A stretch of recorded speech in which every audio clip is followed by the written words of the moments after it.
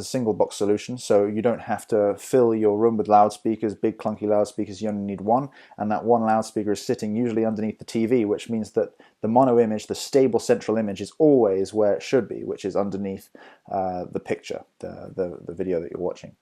It's social. Anyone can sit anywhere in the room and experience the same sound, and there's only one source per channel, so you don't get interference from multiple sources within the room. And this means, as I mentioned, it's using the room, but it also means that you don't get that destructive and constructive interference between multiple sources.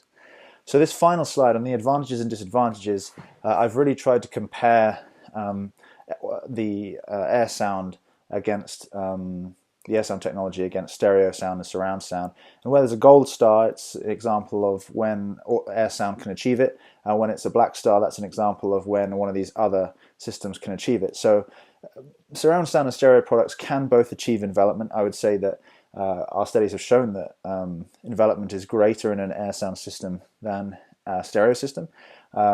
Similarly for ambience, similarly for fidelity and balance of sound, and similarly for stereo imaging and localization. Now, this isn't always the case. If you're listening to a surround sound system, you're going to have more of a capability of localizing a very specific sound behind you or to the left of you if it's a 7.1 system than you would with an Airsound system. So that's one example of when, if you really want that pinpoint localization of sound sources all around you, you really would then need a 5.1 or a 7.1 or even a Dolby Atmos system to do that.